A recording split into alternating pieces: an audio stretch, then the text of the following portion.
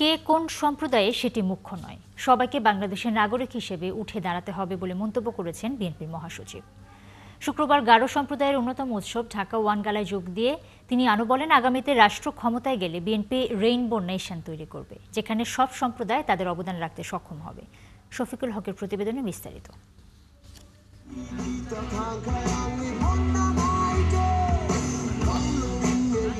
One গালা এটাই গারো জনগোষ্ঠীর সবচেয়ে বড় উৎসব।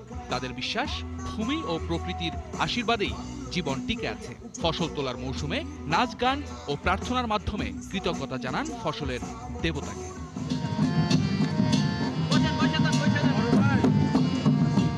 প্রজন্ম থেকে প্রজন্ম চলে আসা এই উৎসব এখন হয়ে উঠেছে মিলন মেলা, সংস্কৃতি বিনিময়ের এক বর্ণিল মঞ্চে। বনানী বিদ্যানিকেতনে দিনব্যাপী ঢাকা ওয়ান গালার দ্বিতীয় পর্বের আয়োজনে প্রধান অতিথি ছিলেন বিএনপি মহাসচিব মির্জা ফখরুল ইসলাম আলমগীর।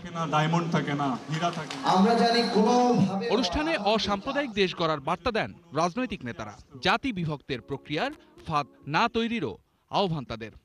আমরা জানি কোনোভাবে আর আগামীতে জাতি বিভক্ত প্রক্রিয়ার যে ট্র্যাপ রাজনীতিবিদরা করে তার মধ্যে না পড়ি।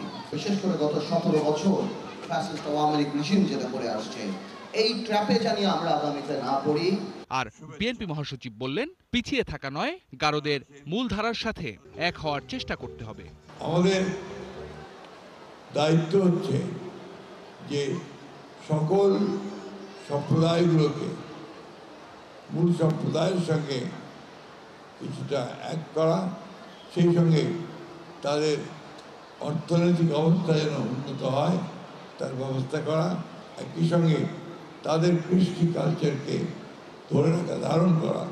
এটা হচ্ছে একটা বড় কাজ বলে আমি মনে করি, যে আমরা একটা রেইনবো নেশন তৈরি করব, অর্থাৎ যে নেশনে, যে জাতিতে সব সম্প্রদায়গুলো একটা অভিভূত, সেখানে তাদের অবদান রাখতে সক্ষম হবে।